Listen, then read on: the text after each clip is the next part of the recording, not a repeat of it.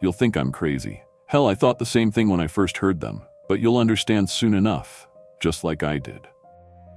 That's what Captain Morley said when he gave us the rules. You'll understand why that's the most important thing you'll hear in this story. The sea is a lot like a man's past. The farther you try to run from it, the harder it pulls you back in. That's something I learned the hard way.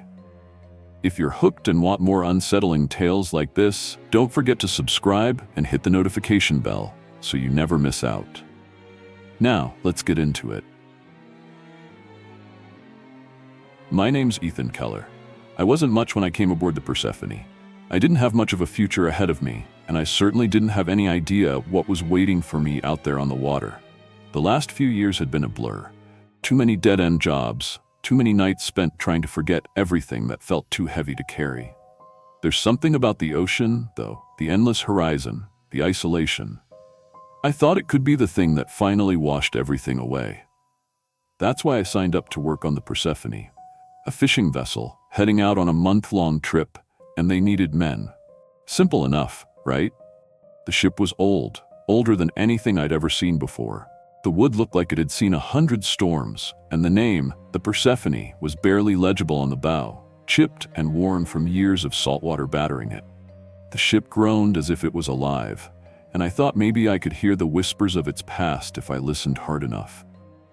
But the thing that stood out the most wasn't the ship. It was the crew. The men working the docks were strange, not like any sailors I'd encountered. They were quiet, eyes darting around like they were watching for something just beyond their sight. When they spoke, it was like their words weighed more than they should have. Some of them seemed like they were just going through the motions, while others looked like they'd seen something no man should see. I tried to ignore it. I had my own demons to outrun. "Hey Keller, you getting on or not?" I turned around to see a man standing by the gangplank, staring at me with a blank face. His shoulders were wide and his hands were rough, but it was his eyes that made me uneasy. They were too sharp, too aware. "Griggs," he said gruffly. "First mate, you coming or what?" I didn't know what to say, so I just nodded and followed him up the plank. The fog hung heavy around us, and I felt that same eerie weight in the air that I'd felt when I first saw the ship. I wasn't sure what to expect, but the Persephone was quieter than I thought it would be. For a ship that was about to head out into the vast ocean, there was no bustle, no noise of preparation, just men moving like ghosts, doing their work with hardly a word. Griggs led me across the deck to the cabin, where the captain waited. I had heard stories about Captain Morley before. They say he was a man who had been at sea for too long. Too many years on the water had made him strange, distant, maybe even a little mad. I didn't know if I believed it, but when I walked into that cabin, I sure as hell felt it. Captain Morley sat at a table cluttered with maps and papers, a half-empty bottle of something dark sitting beside him. He was a thin man, pale, with slick black hair and eyes that were as gray as the storm clouds gathering outside. His face was sharp, angular, like someone had chiseled him out of stone. He looked at me as if he had already decided everything about me before I even opened my mouth. "You're Keller?" he asked, his voice low and steady. I nodded. "Sit down." I sat. He didn't waste any time. "The rules," he said flatly. "You'll follow them. No exceptions." The way he said it made my skin prickle. It was as if he knew something I didn't, and didn't care to explain. "The rules?" I repeated, still confused. He reached for the bottle, pouring himself a drink without offering one to me. "You'll think they're nonsense. Everyone does. But you'll understand soon enough. You'll follow them, or you won't last. Understand?" I didn't know how to answer that. It didn't make sense. I wasn't used to taking orders from anyone, let alone a man who seemed like he was trying to scare me. He continued, his voice cold. "Rule 1, never look overboard at night. Rule 2, never speak to anyone on this ship after midnight. Rule 3, never touch the bell on the main deck. Do you understand?" I couldn't help myself. I laughed, just a little. It felt like a joke. "That's it?" I asked, half mocking. Morley's expression didn't change. "You'll find it's not funny when you're the one staring into the black water and hearing things you shouldn't." There was no humor in his voice, only something darker, something I couldn't place. "I'm serious, Keller," he said, leaning forward. "You won't understand until it's too late. And I'll be honest with you, most of the crew has been here too long. They know the rules, and they don't question them. You're the new guy. It's up to you whether you live or die." Griggs was standing by the door, watching us. His face was unreadable, but there was a tension in his posture, like he was waiting for something to happen. I still didn't get it. The rules were absurd. I mean, how could something as simple as looking overboard or touching a bell cause harm? It didn't make sense. But I didn't argue. Instead, I nodded, agreeing to whatever the captain was saying. "Good," Morley said, finally looking away. "Griggs will show you where you're sleeping. Get some rest. We leave in the morning." The crew quarters were cramped, filled with the scent of stale air and sea salt. The beds were stacked 3 high, and the walls felt like they were closing in. The ship creaked as it settled, and I couldn't help but feel like I was part of something that I wasn't supposed to understand. Griggs led me to an empty bunk at the far end of the room, pointing to the small space as if it were an honor. "You'll sleep here. Don't make noise. Don't make waves." I nodded, though I had no idea what he meant. Griggs was already gone before I could ask any more questions. I lay back on the thin mattress, staring up at the low ceiling. I could hear the rest of the crew moving around, settling in for the night. But no one spoke. It was like the air had gone thick with something unspoken, something I wasn't privy to yet. I tried to push it out of my mind. But the rules, the damn rules. Never look overboard at night, never speak to anyone after midnight, never touch the bell. It was all too strange. But I was too tired to care. I closed my eyes, hoping the sleep would come easily. But it didn't. Hours passed, and I kept hearing things: the creaking of the ship, the low hum of the engine, the sound of footsteps outside the cabin. But it was the silence that got to me. The silence of the men, of the ship itself. It was suffocating, like something was just waiting to make its move. Finally, when the silence seemed to reach its peak, I heard it, a low thud, followed by another, and then a dragging sound. My heart skipped a beat. I sat up in bed, straining my ears to hear more. It was coming from the deck. I could almost feel it, a presence, moving silently through the shadows of the ship. Then suddenly, a whisper, a voice that wasn't mine. "Don't look," it said. When I woke up, I didn't know if I had imagined it all. The sound, the whisper, was it real? Or had the sea and the constant motion of the ship somehow twisted my mind? I couldn't shake the feeling, though. There was something off about this ship, and the crew knew it.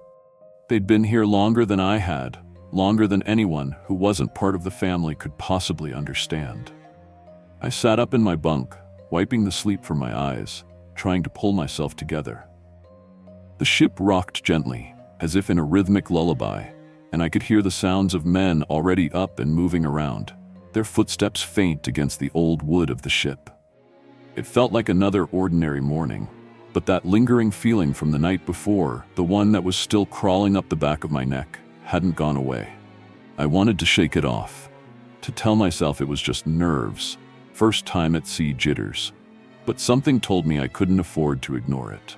That something wasn't right here, and if I didn't stay sharp, it was going to get the best of me. I quickly dressed in the rough, worn clothes I'd been given, standard issue for the crew. They fit poorly, but that wasn't the point. I was there to work, not to worry about comfort. I grabbed my jacket and stepped out into the dimly lit hallway. The ship seemed to groan beneath me, the noise echoing through the narrow corridors. I was one of the last to get up. The others had already gathered around the mess area, where a pot of coffee was brewing, and the smell of something unidentifiable was wafting through the air. It didn't seem like much, but it was all they needed. No one talked much, especially not to a newcomer like me. They sat in silence, eyes averted, their faces grim, as if every morning was a battle they didn't care to win. Griggs stood near the door, leaning against the frame with his arms crossed, observing the crew. He nodded at me as I walked past, but his eyes never left the others. The captain was already seated at the head of the table, picking at his food without saying a word. His presence, as always, commanded attention. Even in the faint light of the morning, his cold gaze was unsettling. He seemed like a man who had seen things no one should ever see, and I felt that weight in the air whenever he was near. He never seemed to care about food, though. His mind was always elsewhere, like it was focused on something beyond the ship, something deeper. The captain was already seated at the head of the table, picking at his food without saying a word. His presence, as always, commanded attention. Even in the faint light of the morning, his cold gaze was unsettling. He seemed like a man who had seen things no one should ever see, and I felt that weight in the air whenever he was near. He never seemed to care about food, though. His mind was always elsewhere, like it was focused on something beyond the ship, something deeper. I sat down with my plate and tried to eat, but the food tasted bland, like cardboard. The crew ate in silence, not bothering to make small talk. They didn't seem to care about the newcomers or about the ship itself. Everything was mechanical, as if they had already accepted that they were part of a much larger machine, one that didn't care for them. It didn't make sense. It was like the sea had stolen their humanity, leaving them just husks of men who didn't question the world around them. But that wasn't going to be me. I wasn't going to let this place swallow me up. Not yet. I finished my meal quickly, still feeling the unease gnawing at my gut. There was no escaping it. I had to get out on deck, get some air. As I left the mess hall and stepped out into the sunlight, the sea breeze hit me, harsh and salty. It cut through my jacket, but at least it felt real. The deck was bustling with activity as the crew prepared the ship for the day's work. The sky above was dark and overcast, the water a dull shade of gray that seemed to stretch endlessly, as if it was all one giant, endless abyss. I walked over to the railing and leaned over, staring into the dark water. The motion of the ship made me feel dizzy, and I had to brace myself against the wood to keep my balance. My heart began to race. There was something about the way the water moved that made me uneasy. It wasn't like any sea I had ever seen before. It felt alive, as if it was aware of me, watching me, waiting for me to make a mistake. I tried to shake it off. There were rules I had to follow. Captain Morley's rules. I wasn't supposed to look overboard at night, and I definitely wasn't supposed to speak to anyone after midnight. But I couldn't help myself. The pull of the water was too strong. I leaned forward, getting closer to the edge, trying to see what was beneath. And that's when I heard it again. A low, dragging sound, like something was moving beneath the water, just out of reach. It was subtle at first, almost imperceptible, but then it became louder. It was like something was scratching against the hull of the ship, clawing its way up from the depths. I froze. My heart skipped a beat, and I snapped my gaze away from the water, my pulse quickening. "Don't look," a voice whispered, so faint I wasn't sure if it was real or if I was losing my mind. I jerked back, my breath coming in short gasps, but no one else seemed to notice. The crew continued with their work, going about their business as if nothing had happened. No one spoke a word about the strange sound. No one reacted. Griggs was walking toward me, his eyes sharp as always. "You all right?" he asked, his tone flat, like he already knew what had happened. I couldn't answer. What was there to say? Was I supposed to tell him that I just heard something scrape against the ship's hull? That I could feel the ocean staring back at me, waiting for me to slip up? Instead, I nodded, keeping my thoughts to myself. "You'd better get used to it," Griggs said, his voice a little softer now. "The sea has a way of messing with your head. The captain's rules. They're there for a reason. Don't forget them." He paused. "Don't get caught out here at night. Not unless you want to see things you can't explain." I looked at him, trying to decipher his words, but Griggs was already turning away, moving to help with the next task. I didn't have the courage to ask him what he meant by that. I didn't want to know. It wasn't until later that night that I would understand. The sun had finally set, and the ship had grown eerily quiet again. The crew had retired to their quarters, and the night watchmen stood at their posts, their eyes scanning the horizon. The air was thick with tension, like the entire ship was holding its breath. I sat in my bunk, staring at the walls, trying not to think about the water outside. My mind kept drifting back to the sound I'd heard earlier, the scraping, the dragging. It wasn't natural. And then that whisper. Barely audible, but there. I wanted to ask Griggs about it. I wanted to ask someone, anyone, what was really going on here. But I already knew they wouldn't answer. The rules kept everyone in line. The unspoken rules. The ones that weren't listed on any chart. The ones you only learned when you were too deep to turn back. That's when I heard it again. The thud. The dragging. But this time, it wasn't just beneath the ship. It was coming from above. I jumped out of bed, my heart pounding in my chest. My mind raced, trying to make sense of it. But I couldn't. I couldn't figure out what was happening. I grabbed my jacket and rushed out into the hall, hoping to find someone, anyone, who could explain what was going on. But the hallway was empty, the doors to the crew quarters closed, the silence stretching like a dark, suffocating fog. I moved toward the stairs, climbing up to the deck.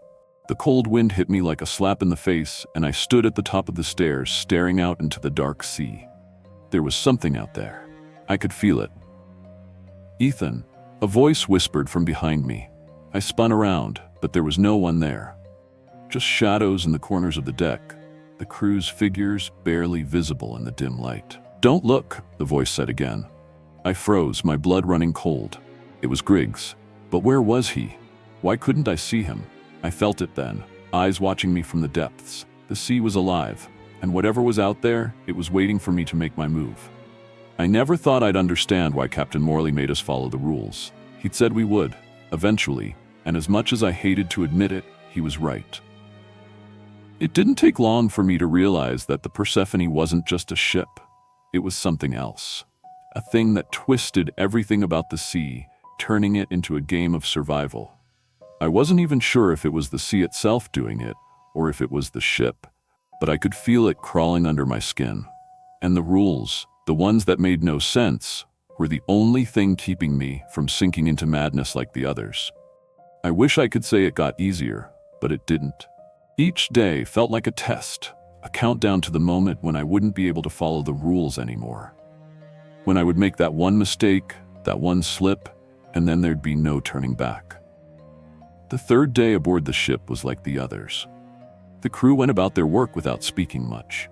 The first mate, Griggs, was distant, keeping to his duties with mechanical precision. I could see how this place was slowly wearing him down. He'd always look out toward the horizon when he thought no one was watching, his eyes filled with a quiet desperation. It was like he was waiting for something, watching for something. The sound of waves crashing against the hull was almost soothing now, like a lullaby. But I couldn't shake the feeling that every time I stepped on deck, I was stepping into something deeper, something darker. By nightfall, the air had grown thick and oppressive again, but I couldn't bring myself to sleep. Not with the whispering in my head, not with the constant feeling that the ocean was breathing beneath me. I couldn't ignore it anymore. I had to know what was happening. The captain's warnings echoed in my mind. Never look overboard at night. Never speak to anyone after midnight. Never touch the bell. I hadn't made any of those mistakes yet, but I was starting to wonder if that was enough. Maybe the rules weren't just to protect us from the ship or the sea. Maybe they were meant to protect us from ourselves. I couldn't just sit around and wait to lose my mind, though. Not anymore. I had to do something. That night, after the rest of the crew had retired to their quarters, I crept out of my bunk. The ship was unusually quiet, the kind of silence that felt heavy, like it was waiting for something to happen. I moved silently through the halls, trying not to wake anyone. There was no one else around, just the quiet creak of the ship as it rocked with the waves. I made my way up to the main deck. The stars above were obscured by clouds, and the moon was barely a sliver, leaving everything cloaked in shadows. But the darkness wasn't what bothered me. It was the sound, the dragging, the thudding, that low, unnatural scrape against the hull. I stood at the railing, staring out at the water, my heart pounding in my chest. I couldn't see anything in the blackness, but I could feel it. Something was out there. Something waiting. I was about to look over the edge when I remembered the rule, the one I hadn't dared to break. Never look overboard at night. But something inside me urged me to do it. I leaned closer to the edge, my hands gripping the cold metal of the railing. The dragging sound was louder now, more urgent. I was sure it was coming from below, scraping against the ship, pulling itself closer. My breath quickened. What was it? A shadow moved beneath the surface, too fast to be anything natural. It wasn't an animal. It was too wrong for that. I felt a chill run down my spine as the shadow moved beneath me, circling the ship. I had to pull myself back, step away. But the pull of the water was too strong. I leaned closer, and that's when I saw it. A face. It wasn't a man's face, though. It was something else. Hollow eyes, an expression of pure hunger, and a mouth that was far too wide. The face was frozen, staring up at me, the water parting around it as it slowly moved closer. My breath caught in my throat. I stumbled back from the railing, almost tripping over my own feet. I turned to run, but I wasn't fast enough. A voice whispered in my ear, cold and low, "Don't look." I whipped around, but there was no one there. Griggs had told me to never look overboard at night, but I hadn't listened. I didn't know if I'd just seen something that wasn't real, or if I was losing my mind, but I knew one thing for sure. Something had been in that water. Something I wasn't supposed to see. I didn't make it back to my bunk immediately. I found myself standing at the base of the stairs, my hands shaking as I tried to steady myself. The feeling of those hollow eyes burned into my memory, like a mark on my soul. I didn't know what I'd seen, but I knew it wasn't the sea alone. There was something else out there, something that wasn't bound by the rules of nature. And it was hungry. The next morning, I was still rattled. My nerves were shot, my mind spinning with what I had seen or thought I had seen. I hadn't told anyone about it. I couldn't. They'd think I was mad. Or worse, they might think I was about to break like the others, like the men who'd gone too long without questioning what was happening to them. The crew went about their usual tasks, their faces as blank as ever. But there was something different in the air that day. The tension was thick. Even the captain, who had always been eerily quiet, seemed to be watching us more closely. I could feel his eyes on me, even though he said nothing. I knew what he was thinking. Another one is breaking. It's only a matter of time. And he was right. I felt it. The descent into madness had begun, and there was no going back. The day dragged on. I couldn't focus on anything. My mind kept drifting back to the face in the water, to the whisper, to the sound. The sea was never quiet, never still.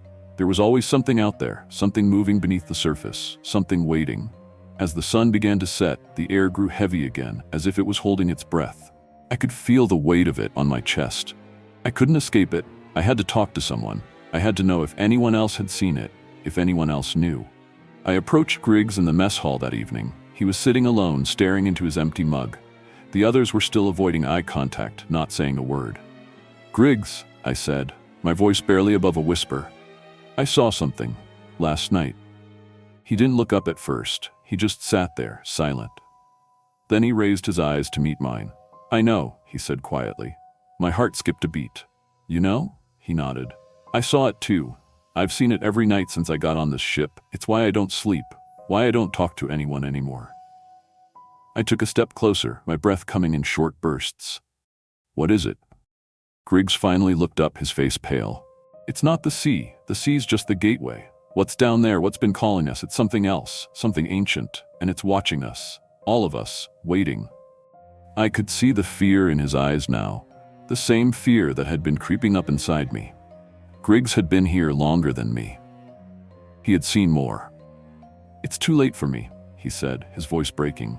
"But you still have a chance. You need to get off this ship, now."